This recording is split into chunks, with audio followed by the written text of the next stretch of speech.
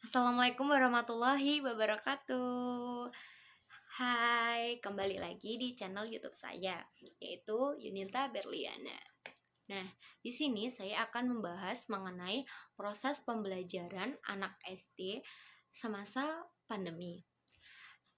Di dalam masa pandemi ini, kita dalam sektor pendidikan nih, kita itu mempunyai dampak yang sangat besar, terutama yang biasanya pembelajaran itu seperti tatap muka, bertemu dengan guru, bertemu dengan dosen, bertemu dengan tenaga pendidikan, itu kita batasi atau kita tidak bisa bertemu dalam satu ruangan atau satu frekuensi.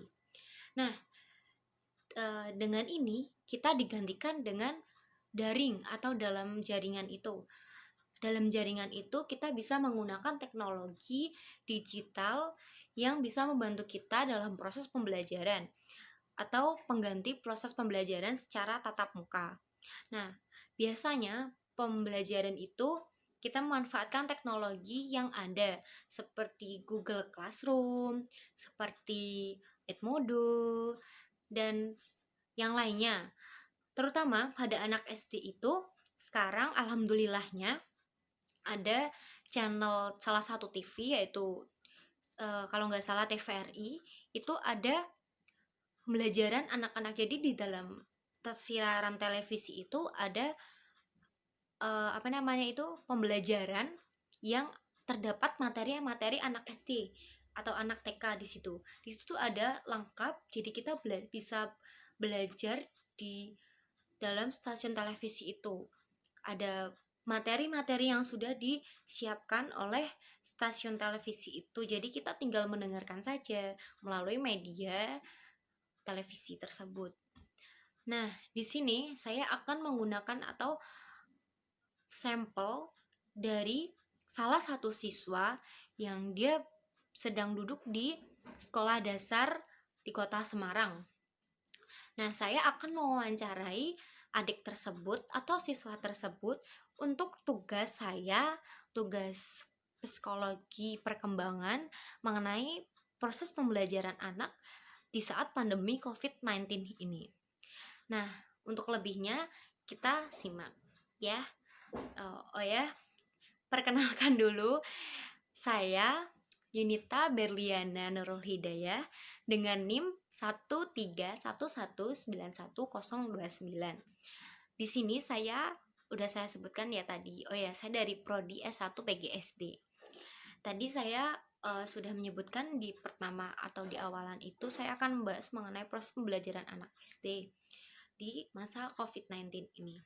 Nah, untuk gak usah basa-basi lagi, saya akan mewawancarai salah satu anak SD dan khususnya orang tua wali atau ibu dari anak tersebut atau adik tersebut yang sudah sebelumnya saya minta izin untuk mewawancarinya. Nah, untuk teman-teman silahkan menonton. Semoga bermanfaat untuk teman-teman. Terima kasih. Assalamualaikum warahmatullahi wabarakatuh.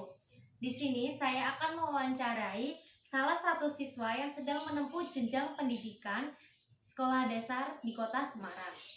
Mari kita bertemu dengan siswa tersebut.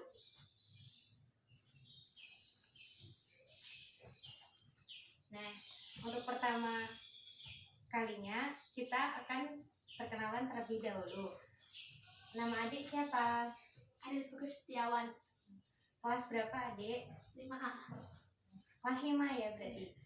Nah, yang pertama saya akan bertanya tentang gimana sih bedanya belajar di sekolah dan di rumah?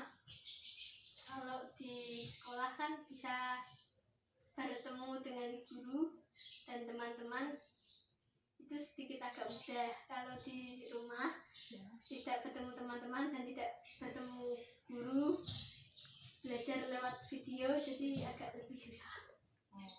Terus lebih pahaman mana sih, belajar di sekolah atau di rumah gitu? Lebih paham di sekolah. lebih paham di sekolah. Nah, kalau belajar online nih, lewat media apa aja biasanya sama gurunya? Ya lewat WhatsApp gitu. Itu berupa video atau dokumen gitu, Word atau presentasi gitu? Ya pernah video, pernah presentasi.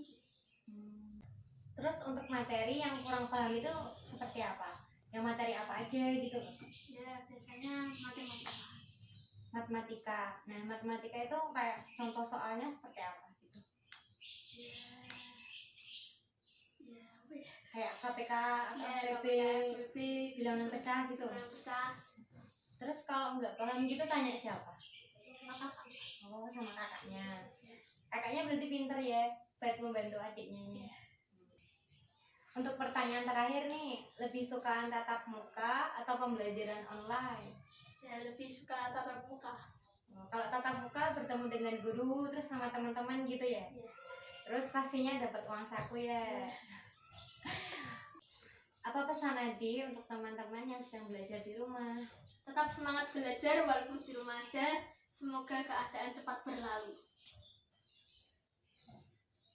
Iya, itu salah satu wawancara saya terhadap siswa sekolah dasar di kota Semarang.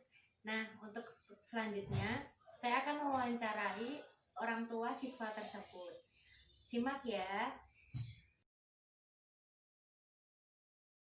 Baik, di sini saya akan mewawancarai orang tua dari salah satu siswa yang bernama Ariel yang sebelumnya sudah saya wawancarai.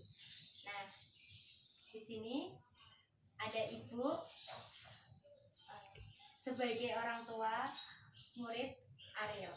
Nah, bisa perkenalkan terlebih dahulu nama ibu siapa ini? Ibu Rini. Oh, Ibu Rini. Oke. Di sini saya akan mewawancarai tentang pembelajaran anak ibu yang di rumah. Nah, untuk pertanyaan pertama, saya akan bertanya tentang gimana proses pembelajaran di rumah. Ya, alhamdulillah baik-baik saja. Ya, belajar sama mendengarkan stasiun TVRI. Oke. Terus untuk pertanyaan yang kedua yaitu apa saja kesulitan yang dihadapi saat orang tua dalam proses menemani anaknya belajar tersebut? Kesulitannya kalau cari materi yang sulit gitu.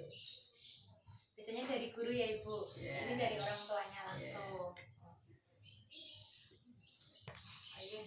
Yang untuk pertanyaan ketiga, bagaimana cara menghadapi jika anak itu mulai bosan terhadap pembelajaran itu saja gitu?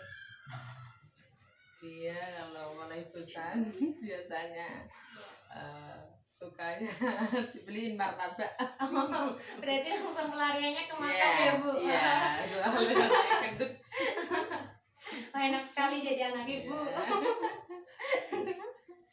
Terus untuk pertanyaan selanjutnya nih Bu, apa sih kelebihan belajar di rumah gitu loh untuk Ibu sendiri gitu?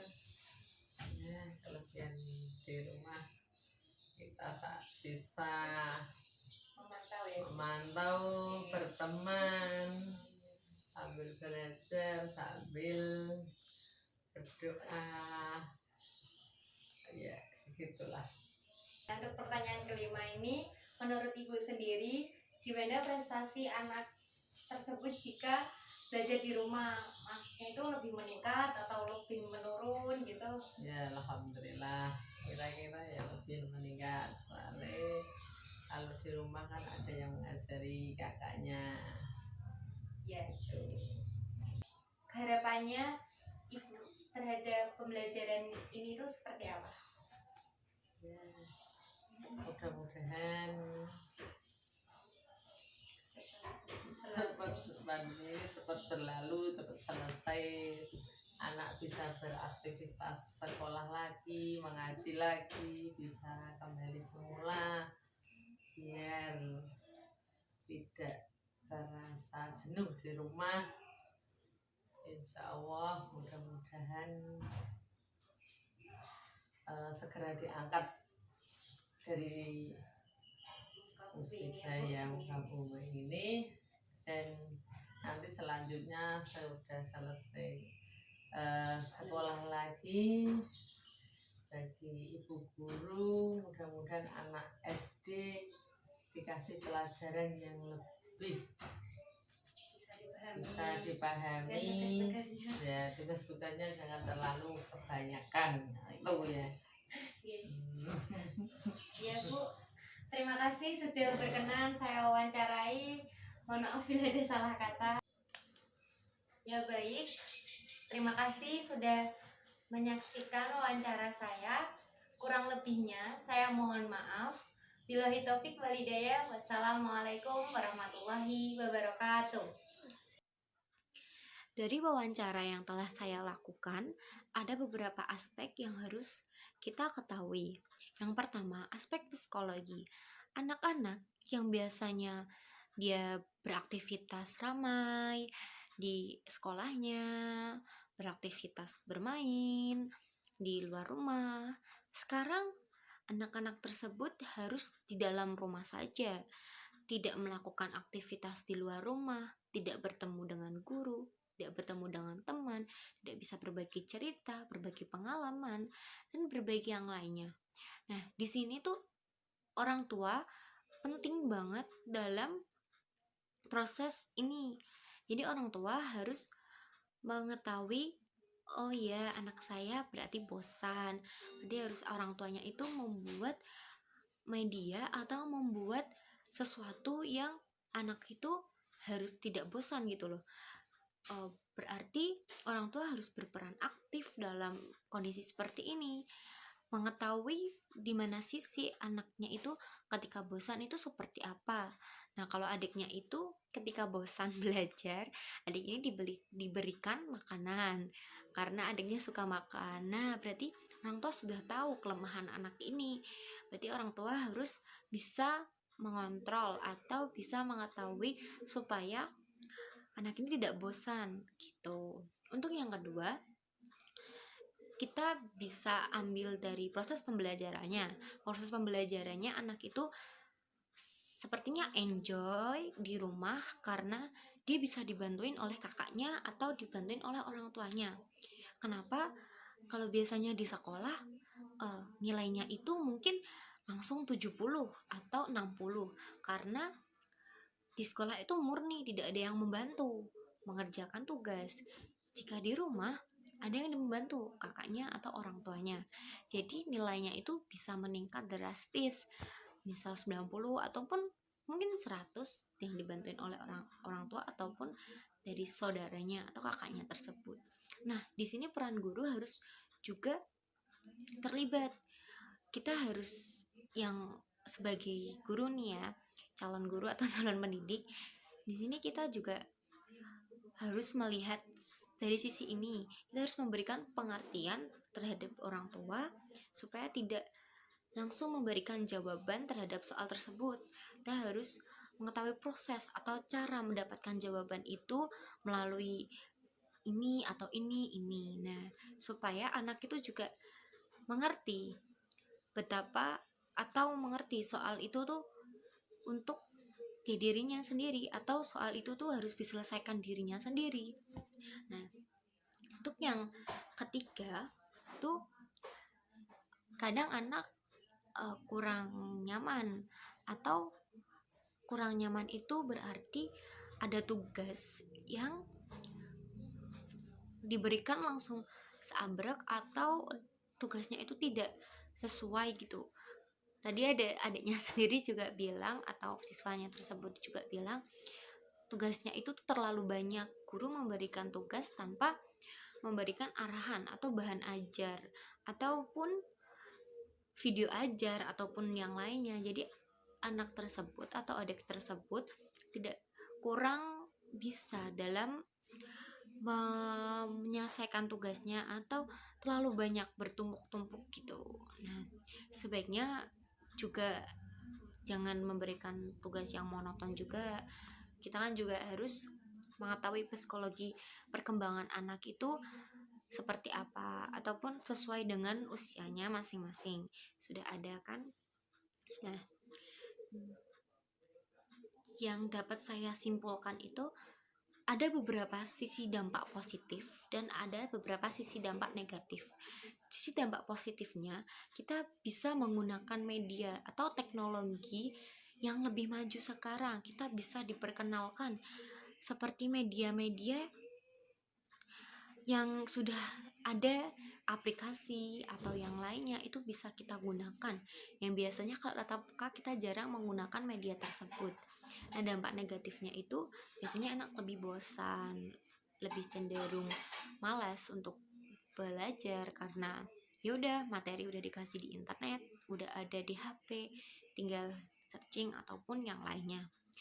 Nah gitu, jadi ada beberapa yang bisa saya simpulkan seperti tadi, dampak positif dan dampak negatifnya belajar di rumah saja atau pembelajaran jarak jauh ini. Untuk kurang dan lebihnya saya mohon maaf. Saya juga mohon maaf bila menyinggung pihak yang lainnya. Terima kasih sudah menonton dan menyaksikan video saya. Video ini untuk tugas juga. Terima kasih terhadap yang sudah mendukung, adik Ariel dan ibunya. Terima kasih. Wassalamualaikum warahmatullahi wabarakatuh.